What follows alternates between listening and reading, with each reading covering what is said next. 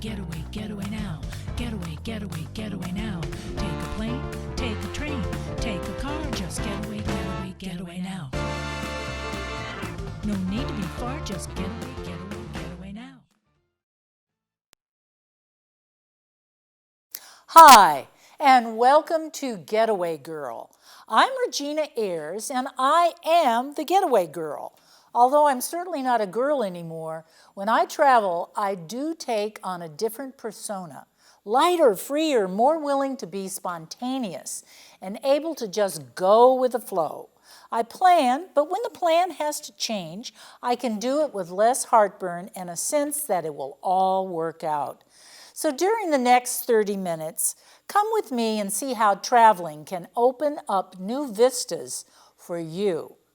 This episode of Getaway Girl is a two-part show, and we are traveling to Alaska's Kachemak Bay. In July of 2018, I took a Sierra Club trip with 12 other women to kayak the waters and hike the mountains around Homer, Alaska. I'd never been to Alaska, so that was certainly one reason I wanted to go. The other being that I love kayaking. And in the Rogue Valley here, our kayaking is on rivers and lakes, but this was sea kayaking, a little more challenging. We kayaked in Kachemak Bay off the Cook Inlet, which is off the Gulf of Alaska and the Pacific Ocean. Now today we are going to be doing part 2, and we'll be starting there on day 4. We took the water taxi to a trailhead for our first hike. And I'm not much of a hiker, especially when there are elevations involved. We took off together, but we came to a fork in the road where we split into two groups. There were the serious hikers and the less serious hikers. The serious hikers were hiking up to the snow line and would get to take a pulley cart across the river. They reported that crossing was really hilarious. Now, I was in the second group. We slackers were going to take an easy 2.2 miles. And the trail crossed flat terrain, which I liked, through stands of spruce and cottonwood, and continued across the dry outwash plain of the Kurwick, I'm probably not pronouncing that correctly, Glacier Lake, and what remains of the glacier. We were told to watch out for bears. We saw evidence of them sharpening their claws on trees, and lots of bear poop. You can see the berries. Before we get to the glacier, our guide tells us some history of the area. Let's take a listen. I think it's in total in the last 40 years, it's receded about 5 miles. Wow. Yeah. 40 years. Yeah. Mm-hmm. And the Harding Ice Field, which is what this is a part of, so the Harding Ice Field is this huge chunk of ice, essentially, that covers 1,500 square miles. So it's 50 by 30 miles long. Goes all the way over to Seward and extends pretty much down this whole Kenai mountain range. And it's the largest ice field in the United States. And so it's just a huge chunk of ice. But the whole ice field itself in the last 50 years has melted about 15 to 20 miles. So it's just slowly shrinking, and kind of cool that you're able to see it today, because I don't know if it's going to be as accessible, in the next 40, 50 years too. So I'm very appreciative that I get to see this often. Now, she was very knowledgeable. And here we have a picture of the glacier from a distance, way across the lake. And finally, we all meet up at the glacier with the rest of the group. There we are, silhouetted against the water. I was really shocked to see how little of the glaciers are left. And they were so dirty.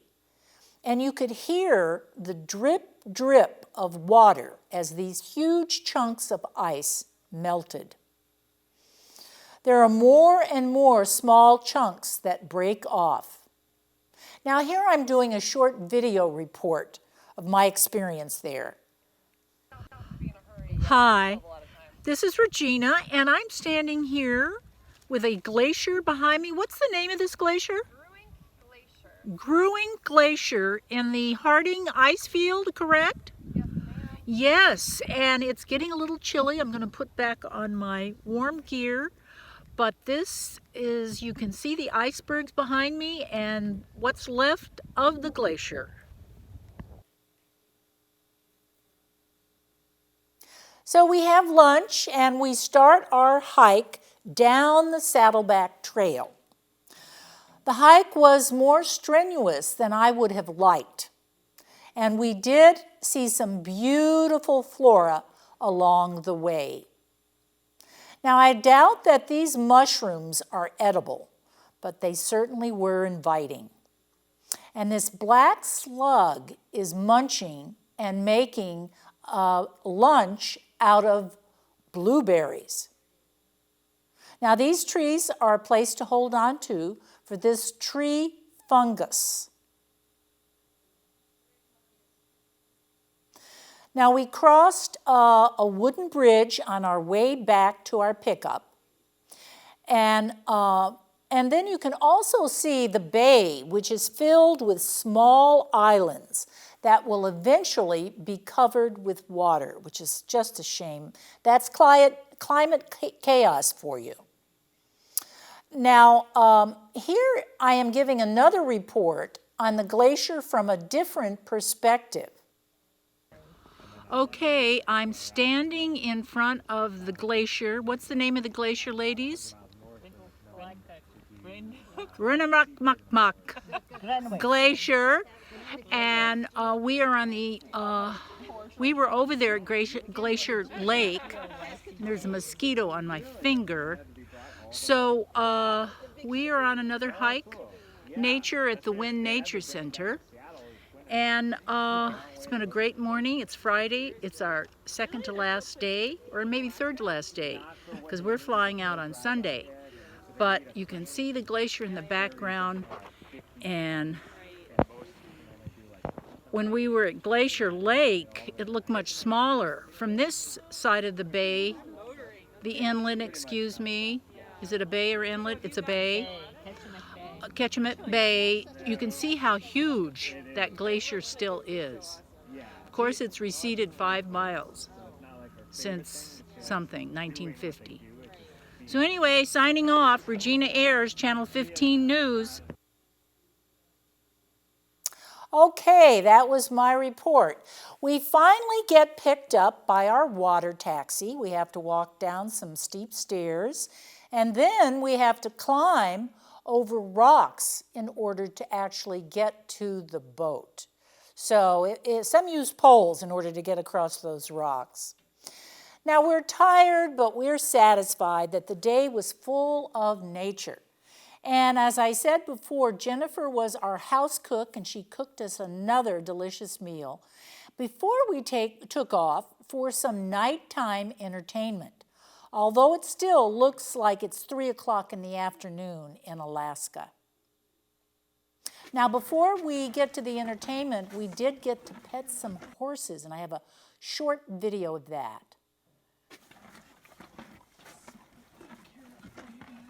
Is it the electric shock that he's afraid of? That's why he's so... Okay. Yeah. Oh.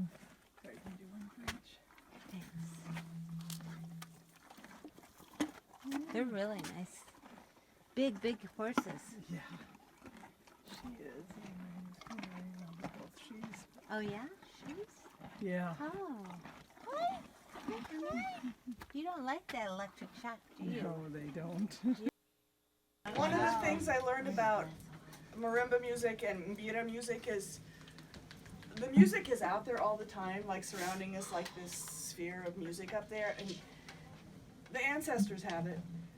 And sometimes you just have to hook into it and pull some of the music down and start playing it and play it and then release it back to the ancestors when you're done. So that's how I envisioned this song. Okay.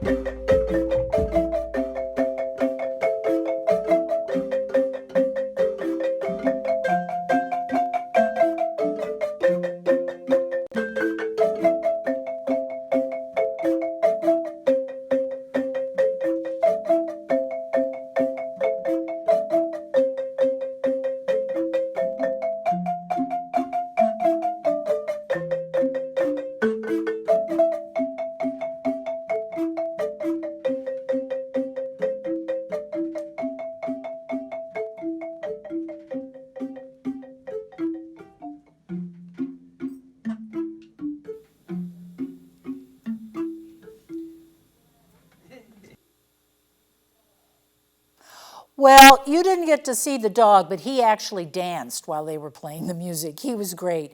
And it was a fun evening. So back home, I go back home and put on my sleeping mask and get in bed by 10 p.m. Each day is full, and we need our beauty sleep. Now day 5, another day of kayaking, but are closer to the Cook's Island where the waters are a little rougher. Here are 2 videos of some otter sightings. Oh, You're going to get to see a lot of them. Oh, we're not supposed to be pointed at him. Okay, he is hanging out for us. We have a sea otter at 11 o'clock. He seems interested. He's shifting a little bit. Oh, he's down. He's submerged.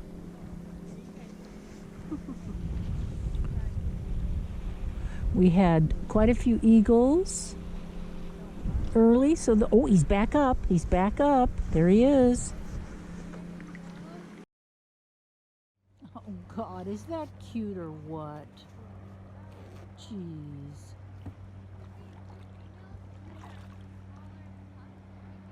We have a mama otter and a baby. They stay with their mothers for 2 years, and she carries them on her stomach, and they float around. Sounds like a great childhood.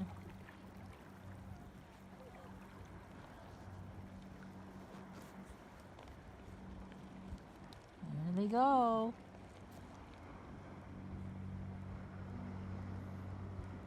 Is that got a mother? Is that a mother? No. Yes. No. It's just an otter with feet. What do you think, Gail? No, Anne. Keep trying, you'll get me eventually. Is that a mother with a baby? 2 heads? I think it is. I see No, 2 maybe heads. not. I see 2 heads. I see 2 heads, but I'm not sure if they're just palling around next to each other. Oh, okay. It looks pretty cold, but these animals are built for the cold. Now, these guys have to, there's a great shot of, this guy looks like he's standing. Now, these are the birds. If you'll go back, keep going back to the cormorants. There we are. Okay, so I love this picture of them silhouetted against the water. And they were all over the place. And so let's move on to the next still. Oh, this is Elephant Rock. So if you could move the teleprompter a little bit forward. Okay, there we go. Keep going. Keep going. Elephant Rock, here we go. Now, this is the farthest out we got into the inlet, and it was Elephant Rock. And you can see the reason it's called Elephant Rock because of the trunk. Now, here's a couple of videos from a distance, and then us actually kayaking underneath the trunk.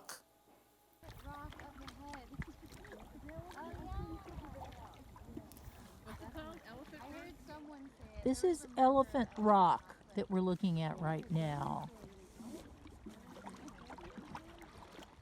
Not quite sure why it's an elephant, but maybe. Maybe. Trunk to the left. You can, if you can see the trunk.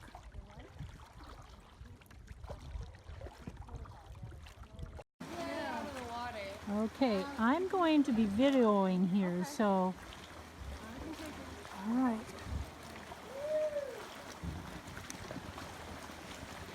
This is Elephant Rock, and we're going single file underneath the trunk. Very cool, very narrow.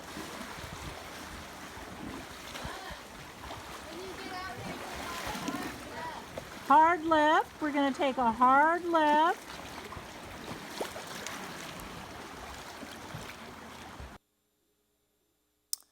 Now, the islands that we have been kayaking around for the last 5 days are all privately owned. This video that's coming up is the original island that was purchased from some person way back in the 60s, probably a bunch of hippies. This is the original homestead beach in the 60s, and the island is privately owned by the family that started the Salty Dog, which is the local pub on the Spit. And there's the original cabin. I think you can see that. This is my partner back here, Anne. Now, my next favorite animal on this trip was the eagle. They were everywhere. There were eagles perched in trees, or they were perched on pilings. Now watch these two short videos. Now the second one closely. You will get a good laugh. There he goes.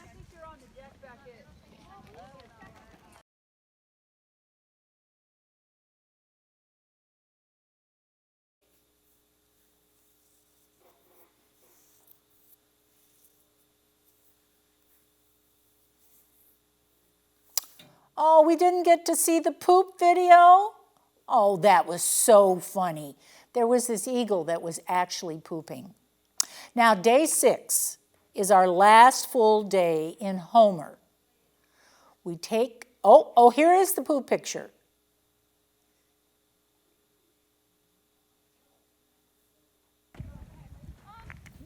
Here he goes. No, I guess we can't do it. Anyway, it was funny. It was very funny. And so now our last day, we're going to take a Creatures of the Dock tour.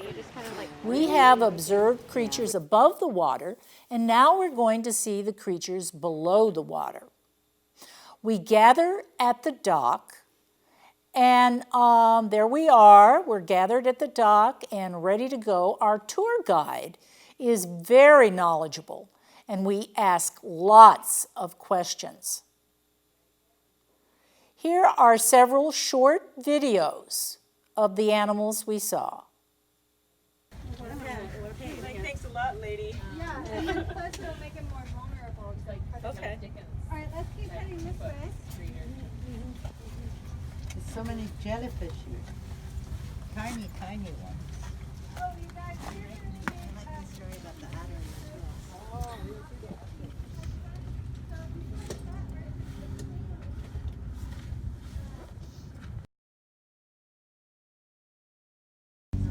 Wow. There's a jellyfish. Yeah. Wonder what put the hole in it. What kind of jellyfish is this?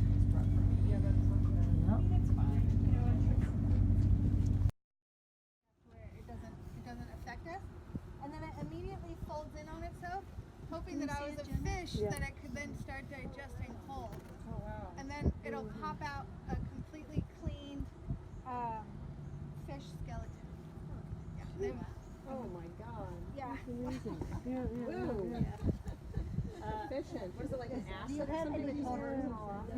any Portuguese man of war? We have lion's mane jellyfish, but no man o' war here.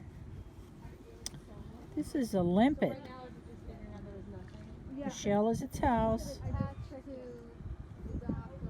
It just, so it's a polyp, so it just uses kind of like a foot, and it just suctions on. It can unattach itself, but it doesn't want to, because then it will just literally sink to the bottom and then roll over.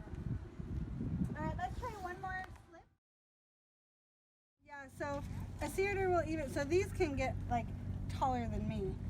And like the sea otter can like wrap its arm around it so it doesn't float away in the current.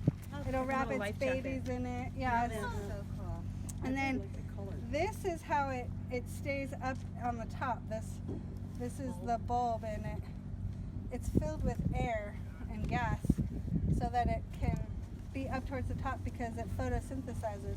What's cool about algae is every cell in algae, so it's a protist, not a plant, and so every cell is responsible for getting its own food, however they do. This will spissel thread. It's like spider web of the sea of sorts. It just they're able to wrap on, so the algae will start growing, and then they can just sort of creates a whole net for it all. What's the white thing in the middle? This is an anemone, plumose anemone. Neat. Yeah. This is also an anemone, plumose anemone, and then here's another one here. And but the spissel thread also can capture those carnivorous snails, and it'll actually literally suspend them, and then they end up starving to death because they can't move and they can't eat. And all the clams are like, ha ha. Yep. This here is a big thatched barnacle. See how big that is? Yeah. Barnacles actually, mussels and most invertebrates, they just broadcast their eggs and sperm, and they somehow find each other in the water. It's very strange and mysterious. Those were some amazing creatures that lived below the surface of the water. Now we're at our last night in Homer, and instead of Jennifer cooking, we actually go out to dinner. And I have to say that the seafood was absolutely the best, and the oysters were to die for. So day 7, the next morning we pack up and head for Anchorage. Many are leaving tonight, but I stay for an extra day to visit the Anchorage Museum. So on day 8, I am off to spend the day at the museum. It is top-notch. Now, the first object I saw when I entered was a huge moving exhibit that opens and closes as people enter and leave. I was fascinated, and I watched it for a long time. Let's take a look at that.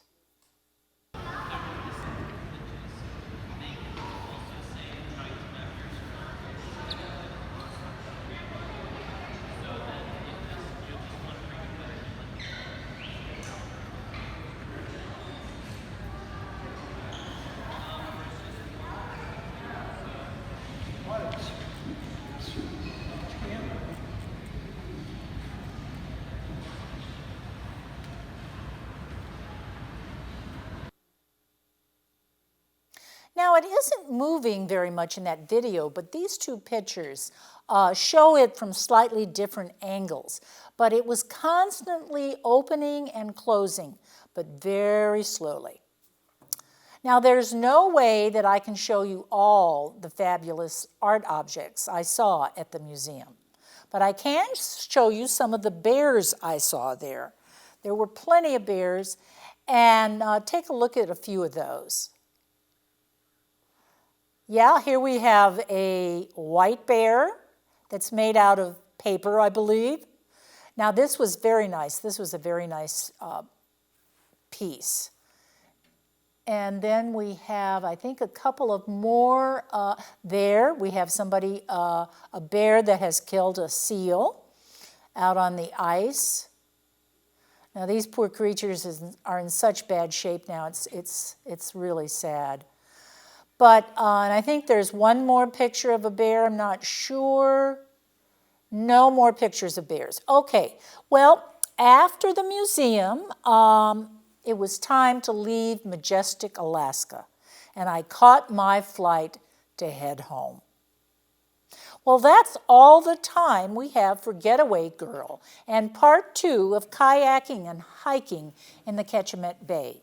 Hopefully you learned more about why traveling takes you outside of yourself and into other places that can open you to new people, new experiences, and new inspiration. I want to thank my outstanding crew, especially my director, Wanda Borland, David Nenow, Joe Curl, and Norman Mainwaring, Alexis, I can't think of Alexis's last name, and Aroldi. So I also want to thank Rogue Valley Community TV and SOU for providing the Digital Media Center for the recording and live broadcasting of public access shows created by members of our community for members of our community. To access archived public access programming, click on the link at the top of the page. Type in Getaway Girl and watch all episodes. I'm also the producer of another Rogue Valley TV show called Girl Talk. Along with my co-host, Carol Boyson, we interview and showcase women of the Rogue Valley who are making a difference in our communities. You can check it out on channel 115 for Ashland Home Net and 182 for Spectrum, on Thursdays at 6:30 and on Saturdays at 3 p.m. Or you can always live stream on archive.org. Well, that's all the time we have for Getaway Girl, and thanks for watching. Bye.